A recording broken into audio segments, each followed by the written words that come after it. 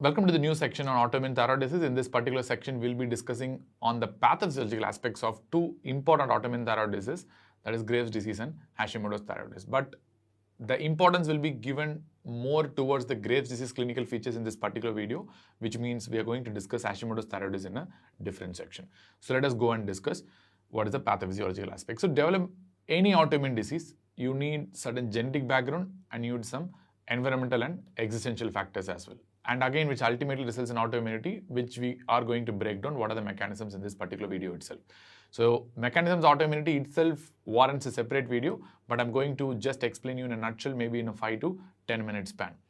So first, to develop any autoimmune disorder, you need to have a genetic background, which means development of autoimmune disorder is something like multi-hit model. So it's not like a single thing that will be resulting in development of autoimmune disease. The genetic background that you have to know in the development of autoimmune thyroid disease will be emphasized on CTLA4. This is implicated in many other autoimmune diseases also, not specific for thyroid disease, but let us consider thyroid disease in this particular video. CTLA4, this cytotoxic T lymphocyte antigen number 4, which is a very important down regulator of the immune system. So whenever you have a polymorphism of CTLA4, you might result in upregulation of the immune system and resulting in autoimmune diseases. So CTLA4, then CD40, which is very important for the survival of the B cells in the germinal center. We have discussed in detail about the CD40-40L interaction in the hematology videos itself. And you have certain protein tyrosine phosphatase like PTBN22 molecules can have polymorphisms in these as well. And people can have polymorphisms in the TSH receptor also. This has been proven to be a very important entity in the recent times in development of Graves' disease. Or you can have problems in the HLA molecules also. Having certain HLA in your body itself is a risk factor for developing autoimmune disorders. For example, your DR3 and B8 and your DR5 has been implicated in autoimmune thyroid disease. Especially this DR3 and B8 is implicated in Graves' disease, and this DR5 is implicated in Hashimoto's thyroid disease. Even there is a considerable overlap between DR3, B8 and DR5 in development of Graves as well as Hashimoto's. For exam point of view, you can remember DR3 and B8 for Graves and DR5 for Hashimoto's thyroid disease. Obviously, this itself or this alone will not be enough for development of autoimmunity. So which means to develop autoimmunity, you need other coexistent factors, like you need certain environmental factors. At the same time, you need some existential factors to act simultaneously to develop the autoimmunity. So what are going to be the environmental factors? There are multiple environmental factors, starting from drugs to toxins like smoking, cigarette smoke, to infections. Infections play a very key role, probably some viral infection, but we don't know exactly what viral infection triggers. But a lot of experimental models with our experimental viruses have proven that this viral infection will break the tolerance mechanisms and they may lead to development of autoimmunity. So infections are unequivocally suspected, but there is no single infection that has been proven till date to development of autoimmune disease concretely. And you can have exposure to iodine, especially when it comes to your development of autoimmune thyroid disease, or probably radiation therapy, and probably exposure to sex hormones as well. Many other things are there, but this much if you know, this must be more than enough. So these are some of the environmental factors that have been implicated in the development of autoimmune thyroid disease. And you have some existential factors as well, like a female sex, parity. So these are also implicated in the development of autoimmune thyroid disease. And finally, autoimmunity will develop when all these factors, your genetic, your environmental, your existential factors, all these things are acting synchronously and breaking your central and peripheral tolerance. We have discussed about this central and peripheral T cell as well as B cell tolerance in the hematology section itself. But how you cause this breakage of this central and peripheral T cell tolerance, and again how you develop autoimmunity, is again a topic of another day. We need a separate video for mechanisms of autoimmunity, but let me tell you in a nutshell. So there are three basic mechanisms that have been described for the development of autoimmunity. One is called a molecular mimicry. So what do you mean by a molecular mimicry? It's very simple. You have a pathogenic antigen that closely resembles a self-antigen. That's it. That's going to closely resemble a self-antigen. So which means immune responses that develop against this pathogenic antigen. For example, in this case, an antibody which is directed against pathogenic antigen. Because of the striking resemblance with the self-antigen, they start attacking the self-antigen also. So this is one of the very important key mechanisms which have been described even before 100 years, before other mechanisms have been described. So this is a very age-old mechanism that have been described for development of autoimmunity. That is called molecular mimicry. And the second one comes in the form of something called bystander activation. What do you mean by a bystander activation? So there are some things that are needed for development of this bystander activation. Number one that is needed is the presence of a sequestered antigen. For example, you might have a lot of sequestered antigens, which means these antigens should not be exposed to the immune system in the first place. So these are the sequestered antigens.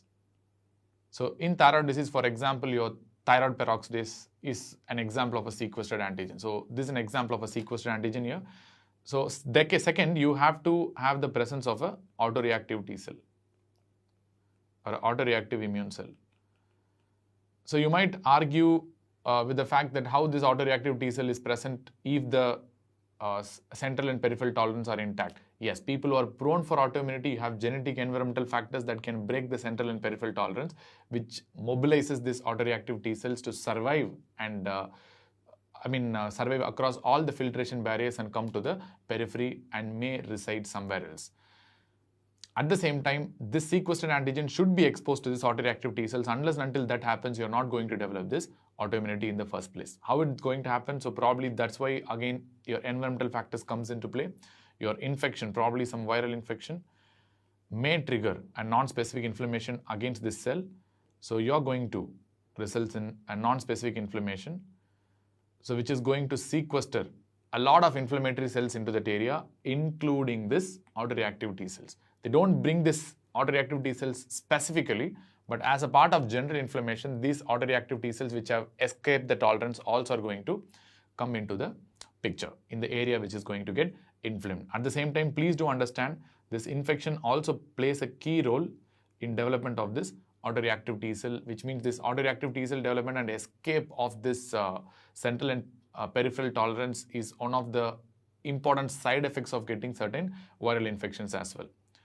So once this inflammation breaks this area and kills the cell by apoptosis or inflammation, they are going to release this sequestered antigens outside.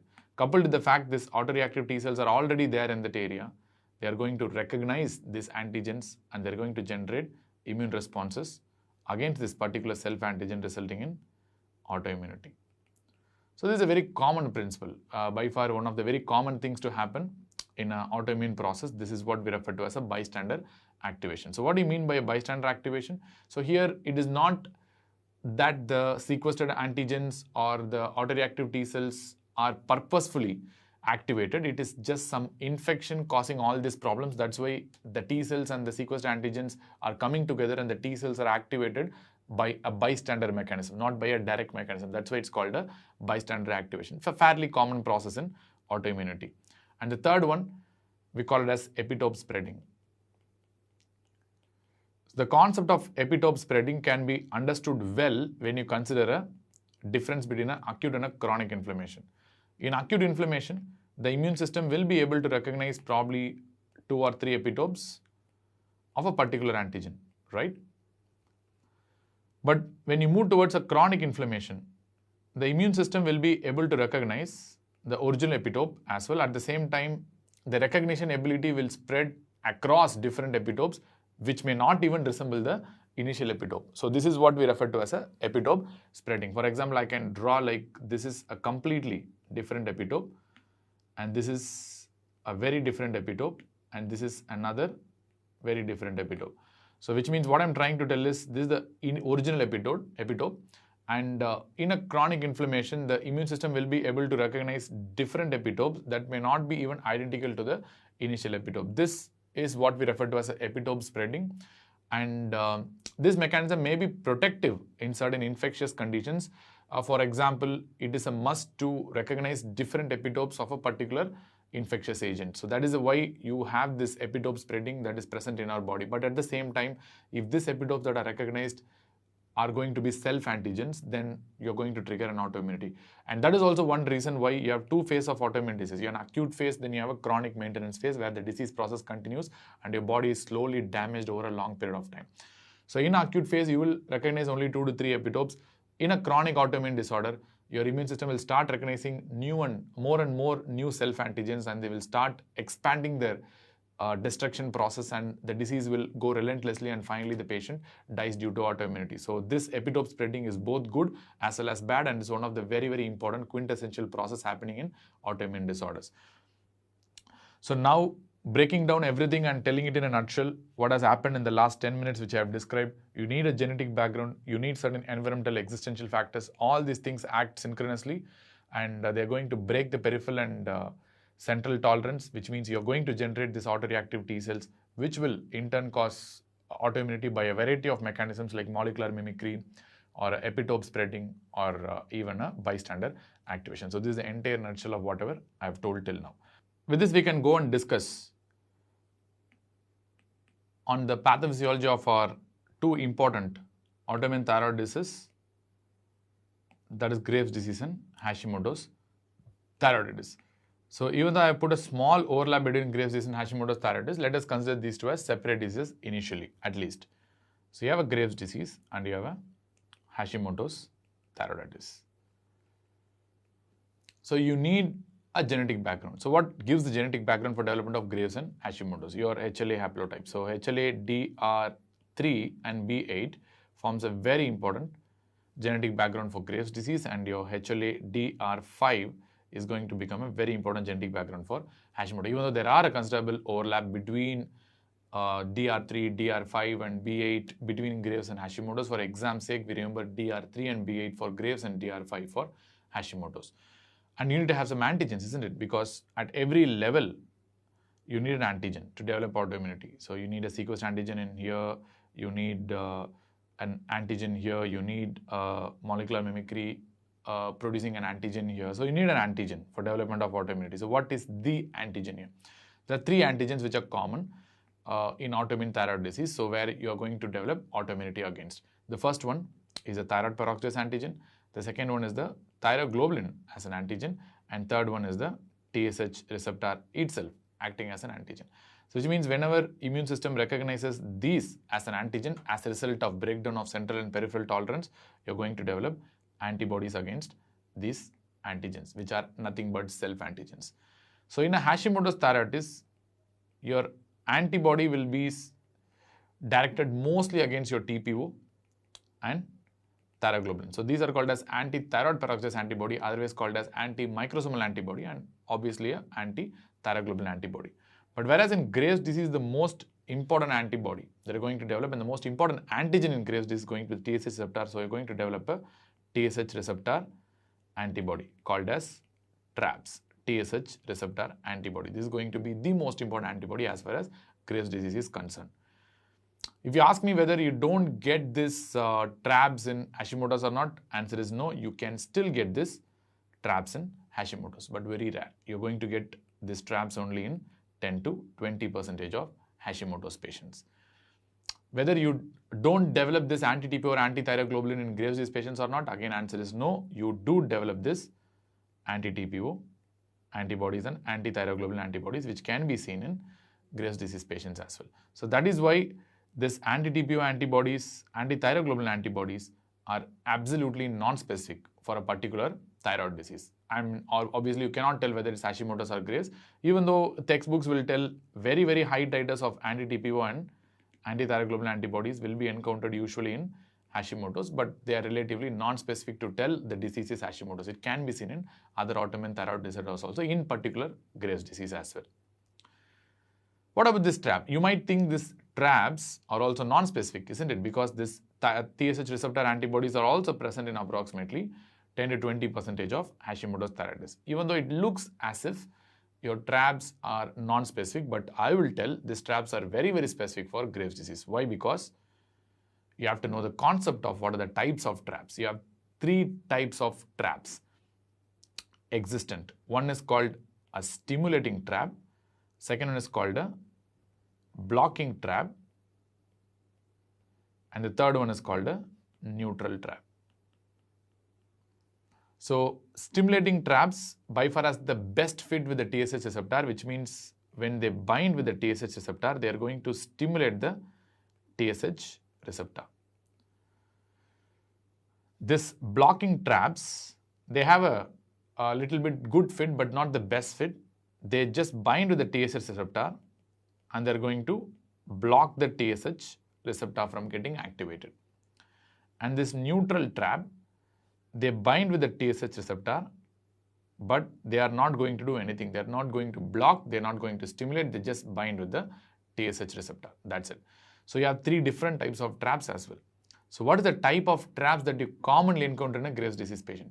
In a Graves' disease patient, you can encounter all the three types of traps, which means you can encounter a stimulating trap, you can encounter a blocking trap, or you can encounter a neutral trap itself. But usually, the stimulating trap is the one that will be seen in high quantities in a patient with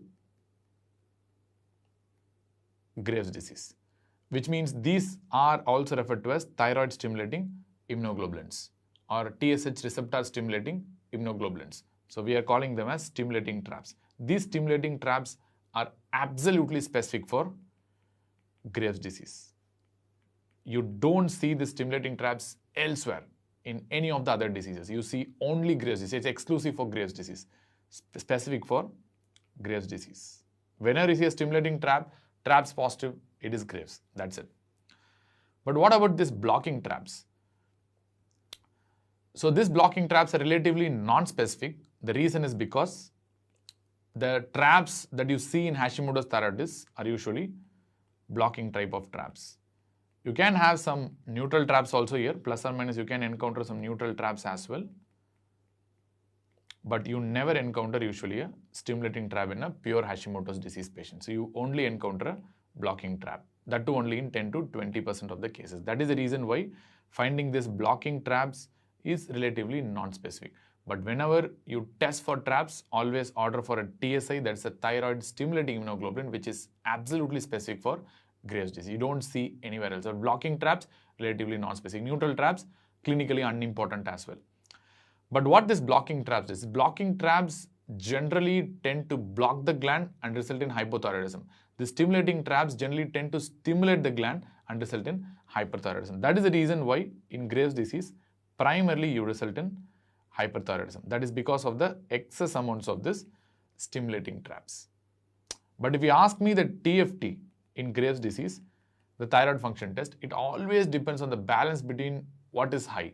So usually the most common thyroid function test that you encounter in Graves' disease patient is a hyperthyroid picture. That is because your stimulating traps are much higher than the blocking and the neutral traps. You result in a hyperthyroid TFT.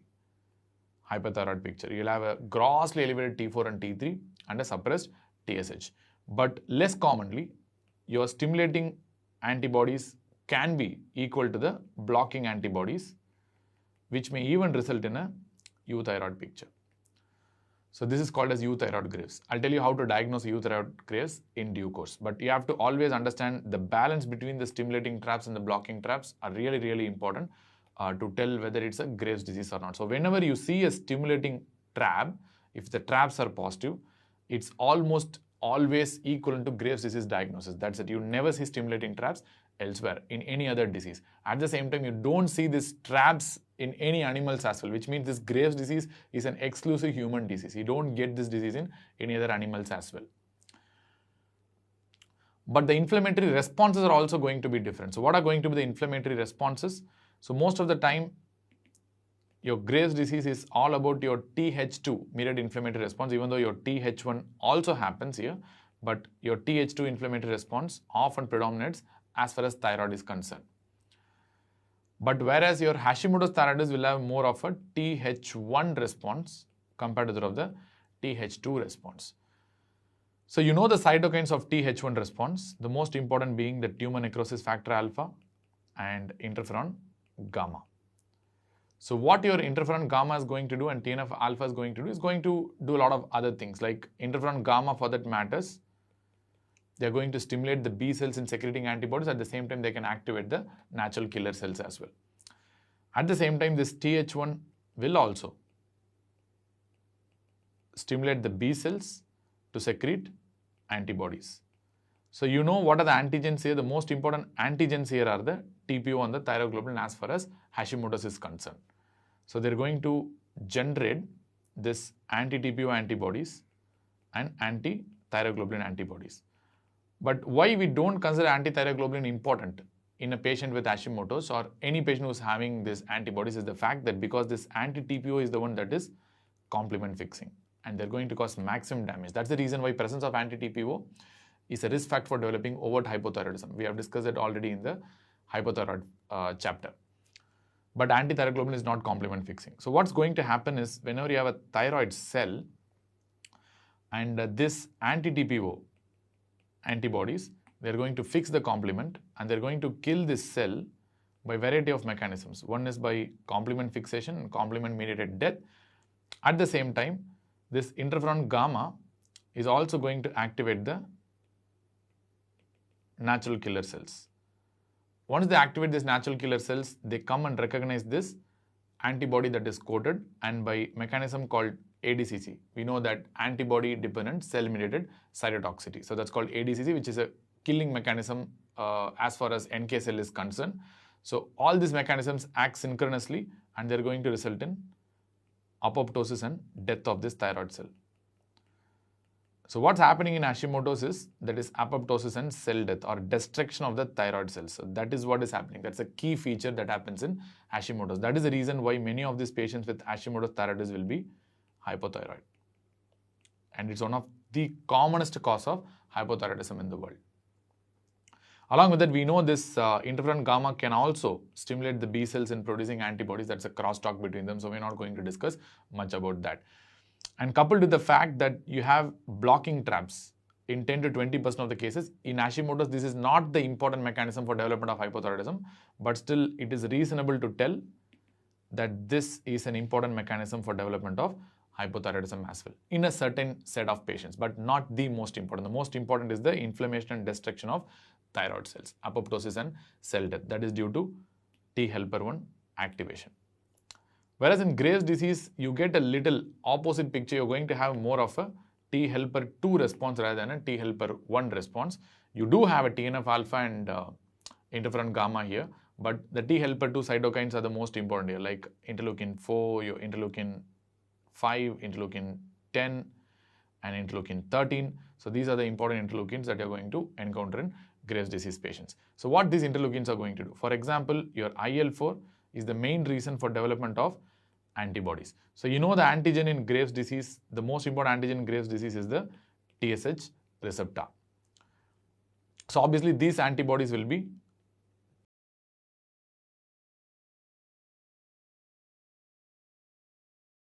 in time. Your IL-10 is going to be anti-inflammatory as well. So what's really happening is your Th1 will produce TNF alpha and interferon gamma. This TNF alpha and interferon gamma and other cytokines like IL-1, IL-6 and especially IL-1 beta, they are going to recruit the inflammatory cells to the thyroid.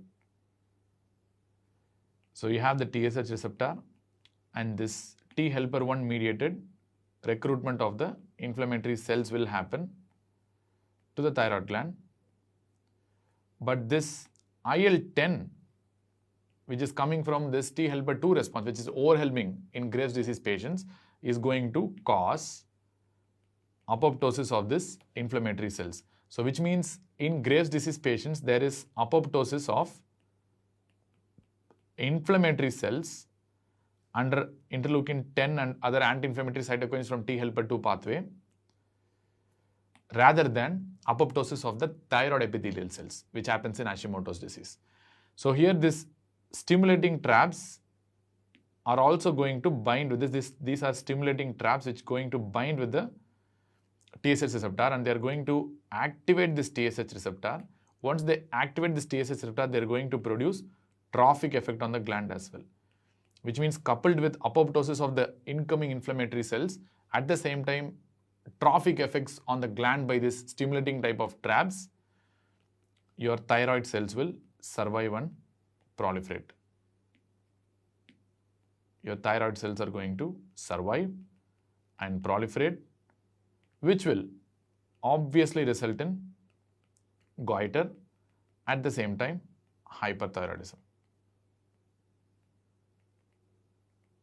So this is the basic element, this is the basic mechanism that is happening in a Graves' disease. It's all about the inflammatory response. So in a nutshell, what you can think about, so the HLA, so let me tell you in a nutshell the differences. HLA is the difference, DR3 and B8 for Graves and DR5 for Hashimoto. The antigen, important antigen in case of Graves' disease is thyroid, TSH receptor itself, whereas important antigen in case of Hashimoto is TP1 thyroglobulin. And what is the response you get? It's a T helper 2 response that is the most important in case of Graves, whereas it's a T helper 1 response that's more important in case of Hashimoto's thyroiditis. In Graves' disease, you're resulting in stimulation of the thyrocytes and production of more hormones and proliferation of the thyroid epithelial cells. Whereas in Hashimoto's thyroiditis, there is more of a cell death and apoptosis that is happening in Hashimoto's thyroiditis. Hyperthyroidism is the most common clinical picture in case of Graves' disease, whereas hypothyroidism is the norm in the patients who are suffering from Hashimoto's thyroiditis. So these are the 5 important differences that you have to know in the pathophysiology between Graves' disease and Hashimoto's thyroiditis. And you can see there is a small group of patients who overlap, isn't it? So these are the group of patients who give some confusing pictures.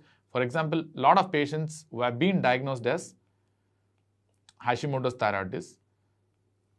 There are some studies also which tell there is approximately 0.03 to 0.07% of Hashimoto's thyroiditis patients can alternate between hypothyroidism and hyperthyroidism, which means they do develop some hyperthyroid phase and they do develop some hypothyroid phase, which means they develop stimulating traps during hyperthyroid phase, and during hypothyroid phase they will be having more of a blocking traps.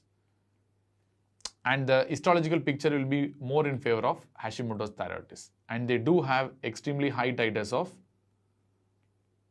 anti-TPO and anti-thyroglobulin molecules. So where to put this patient? Under Hashimoto's, because histology is showing Hashimoto, and during hyperthyroid phase they might show Graves' picture also, and they have very high levels of anti-TPO also. And they alternate between hyper and hypothyroidism. So we don't know where to put under this. So that's why this is an overlap disease. We feel really difficult to place this particular disease. So even though we currently put this under Hashimoto's thyroiditis that alternate between hyper and hypo, but we really don't know where to keep this. This is an example of an overlap disease, overlap of autoimmune diseases that are happening as far as thyroid disease is concerned. Then second one, there are certain Hashimoto's disease patients who are deemed as Hashimoto's Hashimoto's thyroiditis, who have been known to develop Graves' ophthalmopathy. Graves' ophthalmopathy. You know, this Graves' ophthalmopathy is due to stimulating traps. And Hashimoto's, you know, the histological picture in the thyroid will resemble a Hashimoto, which means there are some patients with Hashimoto's thyroiditis sometimes may develop this stimulating traps that are similar to that of Graves' disease, and they may develop Graves' ophthalmopathy. But these pictures are extremely rare. You don't really develop these pictures usually. Very, very, very uncommon. So no need to remember for the exams as well. Just for your knowledge I'm telling. So they can have some overlap disorders like this as well. But in general, Graves, hypothyroid, Hashimoto's, hypothyroid, T helper 2, T helper 1, TSH receptor antibody, anti-TPO and anti-thyroglobulin. And your cell proliferation, cell death and apoptosis. And probably your HLA difference is there. So these are the differences that you have to know between a Graves' disease and Hashimoto's thyroiditis. Now let us discuss on the clinical features of Graves' disease. We are moving out of the pathophysiology and at the same time we are not going to discuss about Hashimoto's thyroiditis in this particular section. We'll keep it for another section. But in this particular section we are going towards discussion of Graves' disease more and more. So clinical features of Graves' disease. So you have two effects of Graves' disease. One is a thyroidal effects and second one is the extrathyroidal effect. Thyroidal effects tend to be the most common, there is no doubt about that, and usually the most common thyroid picture will be development of a goiter. And this goiter tends to be very smooth and diffuse without any nodules, and they tend to have extremely high vascularity, which can be demonstrated in the Doppler scans as well, which I'll show you in the next subsequent videos in the workup and the treatment section. So this increased vascularity clinically can translate as a bruit, typically seen over the superior poles of the gland, which generally shows extremely high vascularity.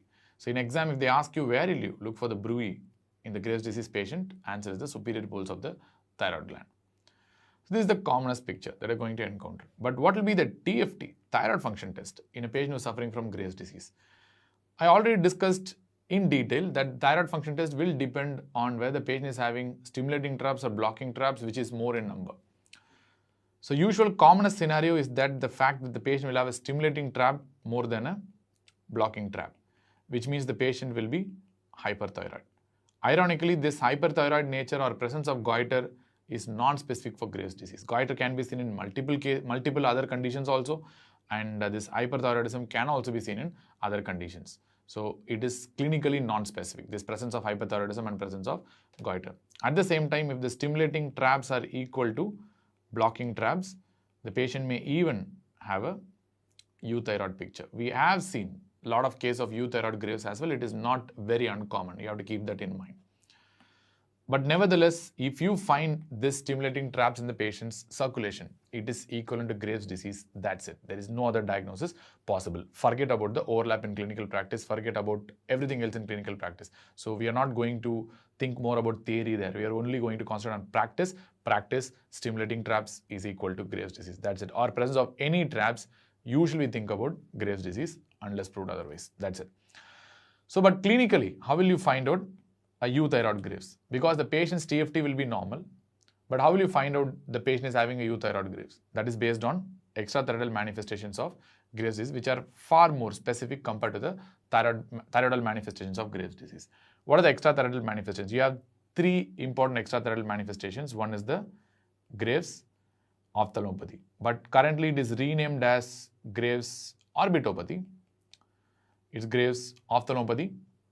Next we have thyroid dermopathy or a Graves' dermopathy or thyroid acropathy. It's a bone disease. Dermopathy is a skin disease. Thyroid acropathy is a bone disorder. So all these three are due to antibodies and inflammation that is happening in Graves' disease. Since traps are very specific for Graves' disease, presence of these extrathyroidal manifestations are also very specific for Graves' disease. It's A equal to B, B equal to C, so A equal to C. So they are very, very specific for Graves' disease. So in general, if they ask you among the extrathyroidal manifestations, which is the most common, my answer will always be Graves' ophthalmopathy. So there are a lot of names, currently renamed as Graves' orbitopathy, previously called as thyroid-associated ophthalmopathy also. So different names are there for this Graves' ophthalmopathy, but this is the most common extrathyroidal manifestation of Graves' disease by far. So usually clinically, incidence is approximately 50% of all Graves' disease patients clinically will have manifestations of Graves' ophthalmopathy. But MRI-wise, imaging-wise, almost 90% of the patients will have Graves' ophthalmopathy. But you have to note the fact that this thyrotoxic eye signs that we have discussed in the previous video, or I call it as a thyrotoxic eyelid signs. These are not more of eye signs, these are eyelid signs. That's the most important difference. Is not equivalent to Graves' ophthalmopathy, which is a true eye and eyelid sign. It's not only on the eyelids, it's on the eyes actually. Graves' ophthalmopathy, both are different entities. So remember, often in a Graves' disease patient, thyrotoxic eye signs and ophthalmopathy exist with each other, coexist with each other. But you have to understand these are not the same. Both are different. Thyrotoxic produces some eye signs that is something different. Graves' ophthalmopathy, it has its own eye signs that is something different. So thyrotoxic eye signs doesn't mean that the patient is having Graves' ophthalmopathy. But the patient with Graves' ophthalmopathy may or may not have thyrotoxic eye signs because they can be euthyroid as well. We discussed here already. They can be euthyroid as well. So Graves' ophthalmopathy is a completely different entity. Let us go and discuss what is the pathophysiology of Graves' ophthalmopathy. Simultaneously, we will be deriving on the clinical aspects of Graves' ophthalmopathy as well. So what is the problem in Graves' ophthalmopathy? It's the inflammation and the antibody generation. So that is the reason why you develop this Graves' ophthalmopathy. So what is the reason for this inflammation and antibody generation? So it goes to the development of this Th1 and Th2 clone of cells, where you have this antigen presenting cell which is going to present the antigen here. The antigen here is nothing but the TSH receptor. And this is going to be the MHC class 2, which is going to present to the naive T cell, right? This is a Th0 T cell, which is going to differentiate into T helper 1 clone, T helper 2 clone, and T helper 17 clone.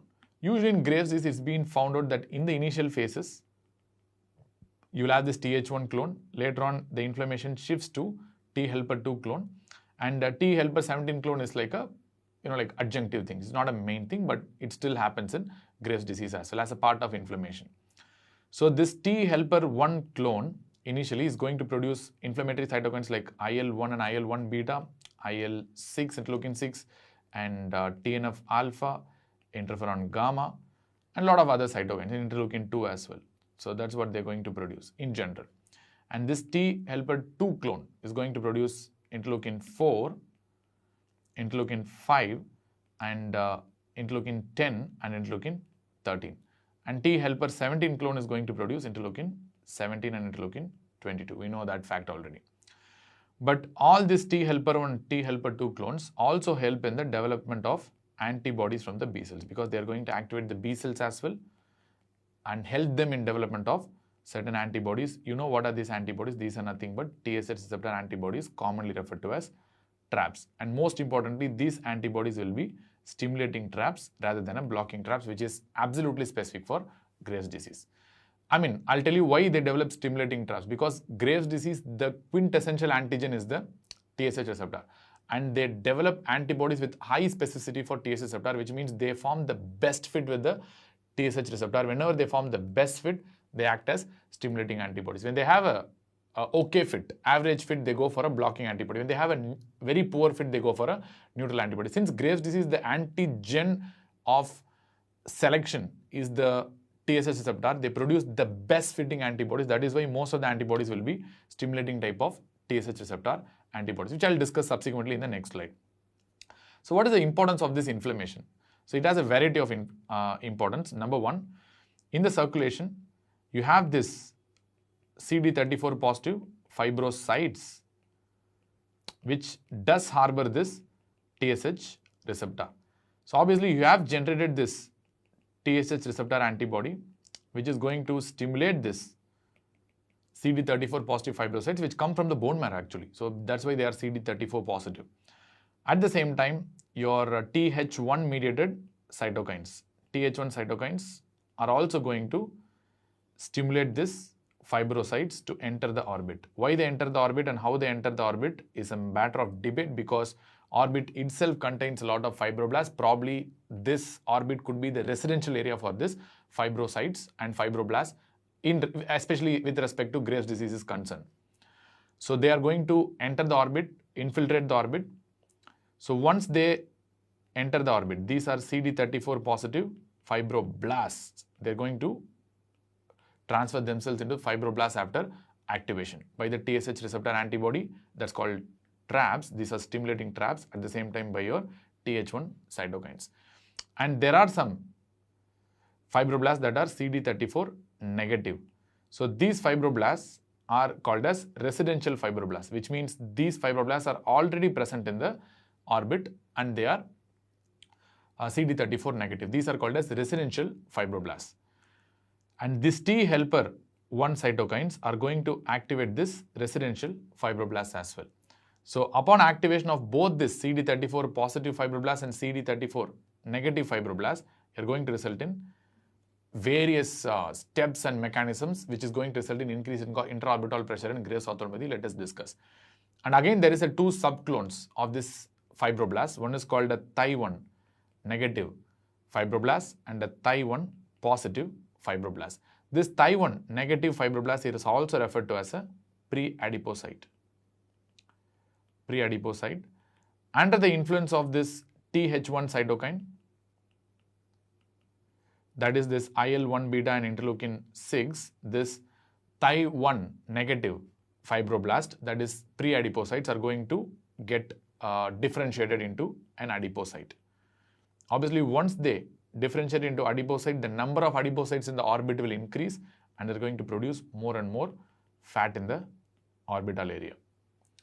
And this Thi1 positive fibroblasts, under the influence of TGF beta, which is triggered by this T helper 2 related cytokines, they are going to proliferate into myofibroblasts.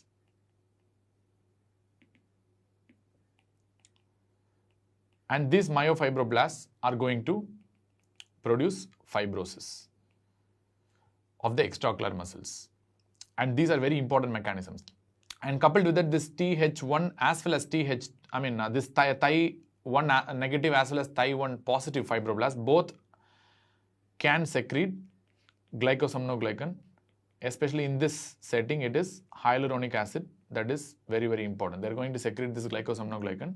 This glycosaminoglycan, they are osmotic and they're going to pull up a lot of water into them. And this is going to precipitate extraocular muscle swelling and edema because of the osmotic pulling of water. So you have so many processes going on. So, but this increase in fat and increase in the size of the extraocular muscle and swelling of this extraocular muscle is going to result in increased intraorbital pressure. And this increased intraorbital pressure is going to cause a variety of problems again, like for example, a proptosis and an exophthalmos, characteristic of Graves' disease. And this proptosis and exophthalmos in Graves' disease tends to be more axial, that is straight out, not side like this, straight out, axial proptosis. And at the same time, it can be completely asymmetric. And most often it is asymmetric, which means you may not see a similar kind of, I will show you a lot of images. You may not see a similar proptosis or a symmetric proptosis in both eyes. Both eyes may look a little different. And it's an axial proptosis. It comes straight out and it will be non-pulsatile. Because you have a pulsatile exophthalmos and proptosis that have variety of other differential diagnoses, but it is a non-pulsatile exophthalmos and a proptosis. These three are very, very important points: axial, asymmetric and non-pulsatile. But please understand the fact that the most common cause of exophthalmos or proptosis in the world is Graves' disease. If they ask you most common cause of unilateral proptosis and exophthalmos, answer is Graves, and the most common cause of bilateral exophthalmos and proptosis in the world, again the answer is Graves' disease. It's such a common entity. So most common cause of proptosis and exophthalmos in the world is Graves' disease only. And coupled with that, you're going to develop increased intraorbital pressure also. Because of the increased intraorbital pressure, these patients may develop reduced venous return because the veins will be compressed by this increased intraorbital pressure. Because of this reduced venous return, they'll go for congestion, accumulation of this venous blood in the eyes and the eyelids, result in congestion, chemosis, redness, conjunctival injection, and edema of the entire orbit and the eyelid. Clear? At the same time, this fibrosis of the extraocular muscles, usually fibrosis will be there on the extraocular muscles. This fibrosis of the extraocular muscles will result in restricted mobility of the extraocular muscles. This fibrosis causing restricted mobility of the extraocular muscles is what we refer to as Ballard sign. And which muscle is first affected? It is the inferior rectus that will be the first muscle to be affected. And this inferior rectus involvement usually will result in elevator palsy. And this inferior rectus involvement that happens first in Graves' ophthalmopathy causing elevator palsy is also referred to as Abede's sign. There are a lot of Abede in neurology, but this is also referred to as Abede's sign. Why elevator palsy? Many people do get surprised when I tell elevator palsy. So whenever inferior rectus is damaged, you might result in depressor palsy, not elevator palsy, because inferior rectus is important in moving the eyeballs down.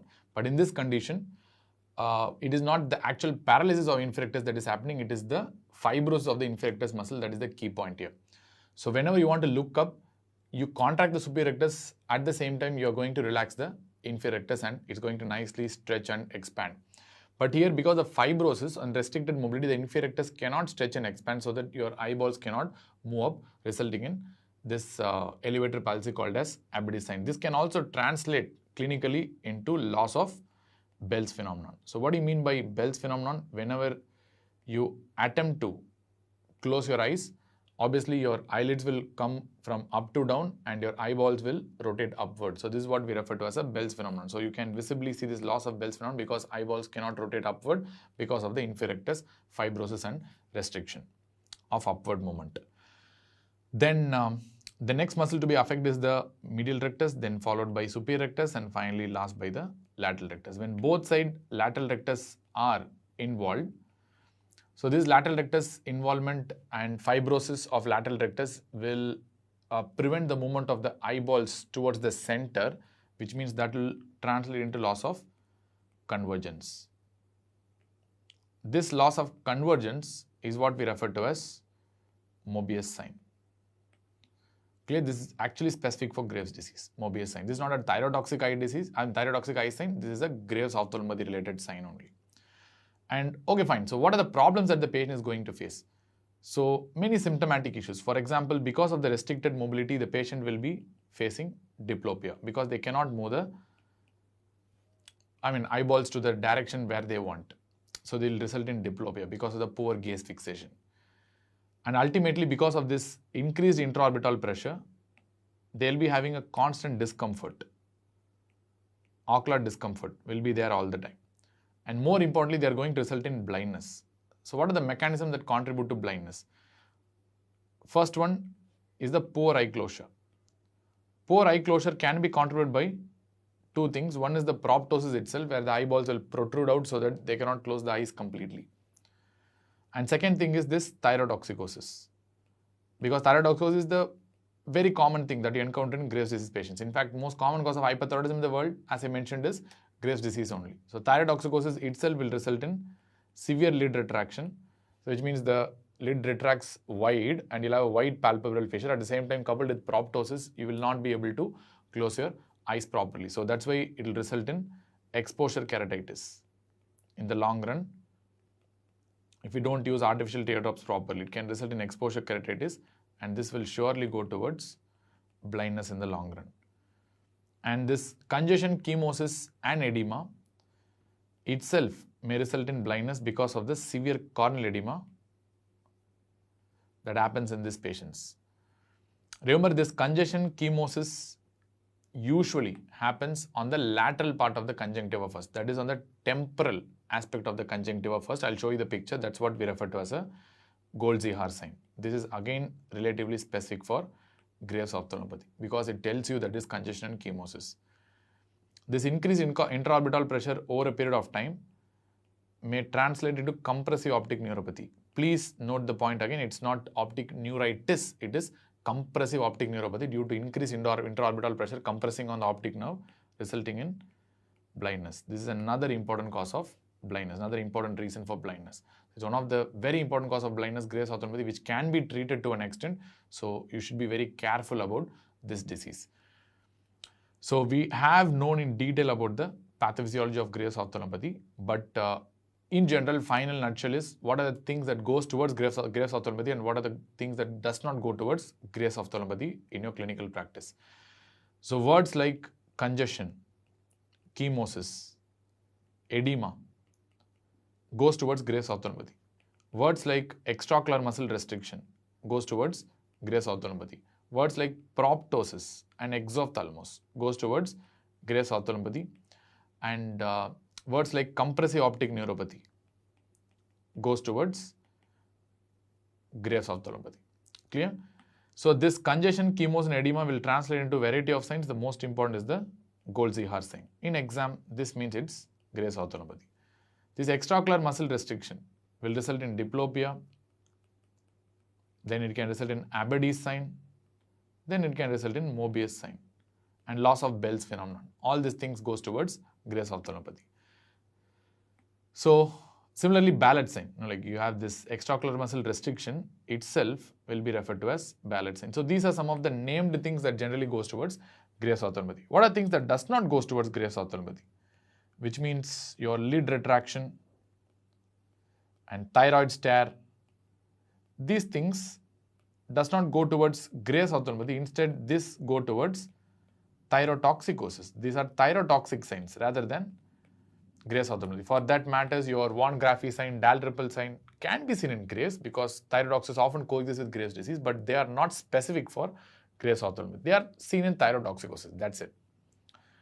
So these are some of the very important things that you have to note as far as this extrathyroidal manifestation is concerned. But we have still two things to be discussed, that is dermopathy and acropathy.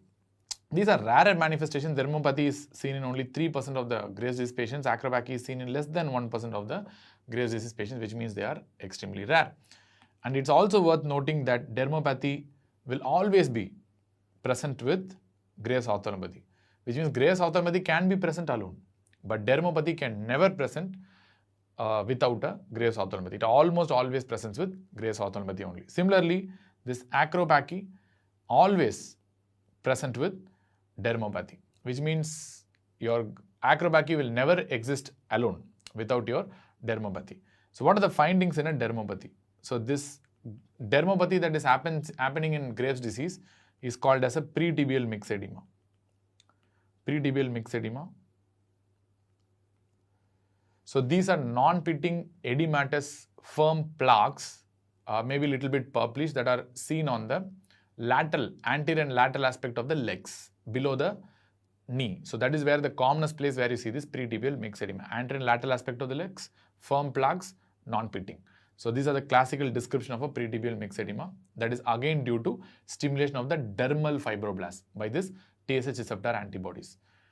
And acropathy, on the other hand, it's a bone disease. So, or probably you'll have a diffuse swelling of the acral areas, swelling of the palms and the soles.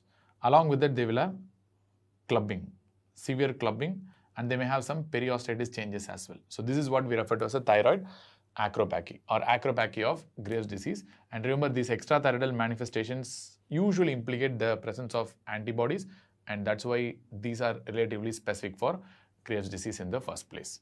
Let us see some of the images pertaining to this particular chapter. So this is a very important image if you want to show, that is on the different type of traps. You have three different type of traps, as I told you: stimulating traps, blocking traps, and neutral traps. These stimulating traps tend to have the best fit, and that is the reason why these stimulating traps are going to activate the TSH receptor. So which means the antibodies that have the best fit will be a stimulating trap, and they're going to activate the TSH receptor. And the TSH receptor, we know it's a G protein coupled receptor of G stimulatory type. So when the signal is amplified and activated, they're going to activate adenylate cyclase because it's a G stimulatory pathway. They're going to have excessive cyclic AMP, which is a very important key element in understanding a particular type of test called a TSI, thyroid stimulating immunoglobulin. So why Graves' disease tends to produce this stimulating type of traps? So we know that this stimulating type of traps are absolutely specific for Graves' disease. Why is that so? Because Graves' disease, the antigen is the TSH receptor. So they produce the best fitting antibody for the best antigen, that is the TSH receptor, and that is the reason why you develop this stimulating type of traps which have the best fit with the TSH receptor. And that is the reason why we use a test called as a TSI. That's called a thyroid stimulating immunoglobulin, which is nothing but a test for stimulating traps. What they are going to find out by using this TSI test is the cyclic AMP levels in stimulation to this antibody stimulation in the lab. So when you have this increased cyclic AMP levels, it's sure that the antibody must be a stimulating trap, and that is the assay that you're going to find out the stimulating traps, and that's what we call it as a thyroid stimulating immunoglobulin test. And what about the blocking trap? Blocking trap blocks the signal, we know that, and a neutral trap doesn't cause blockade nor causes stimulation. Clear? So that, I mean, at the same time, this neutral trap has no clinical relevance, to be honest. So they have some pathological and research related relevance, but in general they do not have any clinical relevance in the first place. But one more point to note is the fact that this stimulating traps will not allow the TSH to bind with the TSH receptor. Once they are bound with the TSH receptor, they prevent the TSH from binding with the TSH receptor. Similarly, this blocking traps also will not allow the TSH to bind with the TSH receptor. Once these blocking antibodies are bound to the TSH receptor, they will not allow the TSH to bind with the TSH receptor. But these neutral traps will allow the TSH to bind with the TSH receptor. So why I told you this fact is the reason behind understanding a test called a TBIA, that's called a thyroid binding inhibitory immunoglobulin. So what do you mean by a thyroid binding inhibitory immunoglobulin? So this is a test of antibodies that block the TSH binding with the TSH receptor. For that matters, there are two antibodies that block the TSH binding with the TSH receptor. That is the stimulating traps and the blocking traps, which means when you write the TBA investigation, thyroid binding inhibitory immunoglobulin, it is a test of both stimulatory traps as well as blocking traps. Stimulating as well as blocking traps. That is why TBAS is relatively less specific compared to that of your TSI test. TSI is a test of stimulating traps, whereas TBIA is a test of both stimulating as well as blocking traps. Clear? So that's why whenever you order, you always try to order a TSI rather than a TBA, because we know that blocking traps can be seen in 10 to 20% of patients with Hashimoto's thyroiditis as well. Fine. So, but if they block the TSH receptor, are they having any downstream signaling effects? Yes, they do have. So, by blocking the TSH receptor binding with the, by blocking the TSH binding with the TSH receptor and by interfering with the TSH binding with the TSH receptor, this blocking traps and neutral traps can produce cell death and apoptosis. Which means pathologically still they are relevant. So that is the reason why Hashimoto's disease, which produces this blocking kind of traps, will cause cell death and apoptosis, and they usually result in hypothyroid picture, right? At the same time, the Graves' disease, which have predominantly a stimulating trap, will result in hyperthyroid picture because they stimulate the thyroid gland. Fine. But still, you have some Graves' disease which are euthyroid, depending on the balance between stimulating and blocking trap. But nevertheless, you tend to have a stimulating trap in Graves' disease for sure. So this is one of the quintessential pathophysiologies that we have discussed already. So let us move on to some of the clinical images.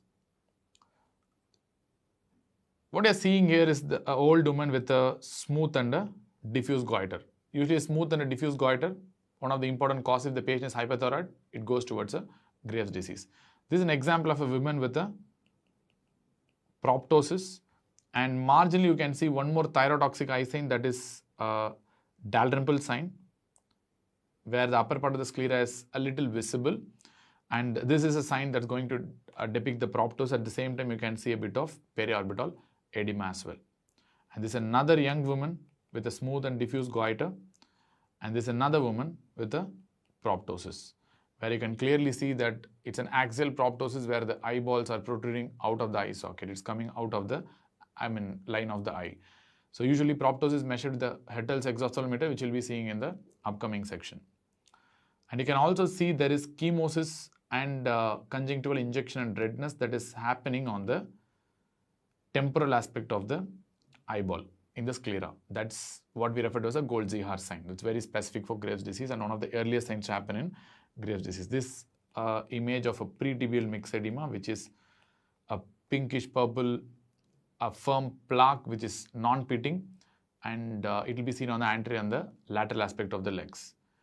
That is due to deposition of the glycosaminoglycans in the skin because of the stimulation of the dermal fibroblasts.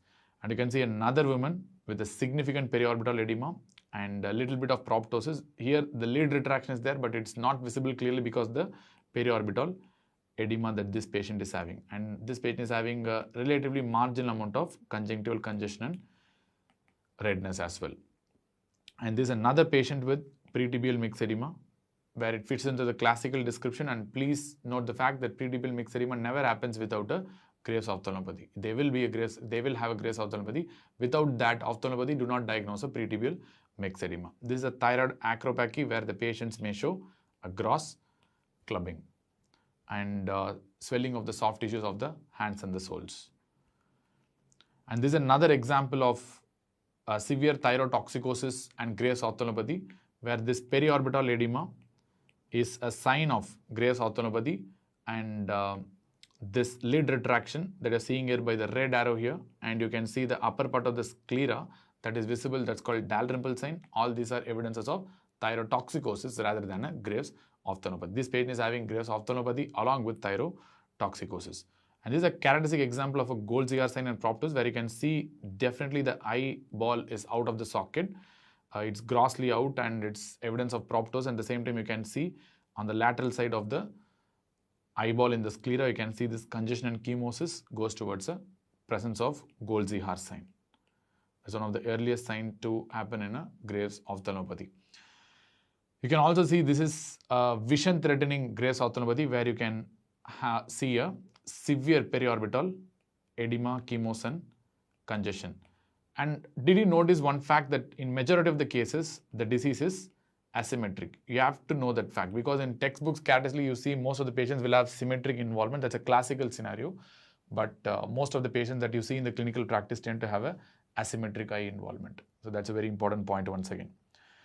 This tells you two important signs. One is restrictive myopathy, that is affecting the inferior rectus, so that the patient cannot move their eyeballs up. So here the finger over here denotes that the patient has been asked to look up, but the patient cannot look up at all because of the restrictive myopathy of the inferior rectus. This restrictive myopathy is what we refer to as a Ballot sign. Especially if it affects the inferior rectus and causes elevator palsy, we call that as Abadie sign. Even though there are a lot of Abadies in neurology, you can see this Abadie sign in Graves' ophthalmopathy as well. CT and MRI are very good investigations to point out Graves' ophthalmopathy. So this is a CT image of a normal orbit, where you can see this normal size of the extraocular muscles. So this is a normal size of the extraocular muscles. And you can see this is an MRI image which shows thickened extraocular muscles, which means the extraocular muscles are edematous and they are very, very big in size. Here you can see the both medial rectus, and on right lateral rectus you have edematous muscles, and this muscle is, for comparison, is a normal one with a normal size. So here almost both the medial rectus and the right lateral rectus is thickened and edematous and swollen, which is again suggestive of a Graves' ophthalmopathy. Please understand that MRI is one of the excellent investigations to find out Graves' ophthalmopathy, and in MRI almost 90% of patients with Graves' disease will have Graves' ophthalmopathy. But clinically only 50% will be manifesting Graves' ophthalmopathy, but in MRI wise these orbital changes may be seen in as much as 90% of the patients. Clear? Which means Graves' ophthalmopathy is a fairly common event happening in Graves' disease patients. So we have finished the image section also. Let us go on to the summary. So because this is a confusing topic, so let me tell you about the summary. In the pathogenesis, we saw two diseases. One is the Graves' disease and second is the Hashimoto's. In Graves' disease, your HLA association is mostly the DR3 and P8, whereas your HLA association in Hashimoto is predominantly DR5. At the same time, your antigen is predominantly the TSH receptor. That's the most important antigen in case of Graves' disease than the TPO and the thyroglobulin antigens. Whereas in Hashimoto's, it's the TPO and the thyroglobulin antigens that are the most important antigens compared to that of the TSH receptor. Clear? So that is the reason where they produce the best fitting traps. They produce the best fitting traps that becomes the stimulating traps. And that is the reason why majority of the Graves' disease patients are hyperthyroid. Whereas here the traps will be there, but these traps will be just average or poor fit because they are not very important antigens for them. They are only secondary antigens. So they'll be having an average or poor fit. That is the reason majority of them are blocking traps. And that is the reason why Hashimoto's thyroiditis patients will be hypothyroid. But remember, this is not the only reason why Hashimoto's thyroiditis patients are hypothyroid. It's depending on the response also. It's the Th2 response. Here is the Th1 response by various mechanisms which I have described already. This is the main reason why these patients are hyperthyroid, because they are going to result in cell death and apoptosis. But the opposite happens here. Coupled with the stimulating traps and Th2 response, both together will result in cell proliferation and survival. Cell proliferation and survival. So these are the important differences in the pathophysiology of Graves versus Hashimoto. And as far as Graves is concerned, you have thyroidal manifestations as well as extrathyroidal manifestations. Extrathyroidal manifestations mostly are due to stimulation of the fibroblasts. If you have stimulation of the orbital fibroblast, because this fibroblast also has the TSH receptor. So this stimulating traps will stimulate the orbital fibroblasts also, resulting in stimulation of, deposition of the glycosaminoglycans like hyaluronic acid, resulting in a disease called Graves' ophthalmopathy. And you can result in stimulation of the dermal fibroblasts, which will result in again release of this glycosaminoglycans in certain areas of the skin, resulting in pretibial myxedema called as thyroid dermopathy. And Acrobachi's mechanism is very poorly known, but still you might result in a thyroid acrobachi as well, which is one of the least common manifestations of Graves' disease.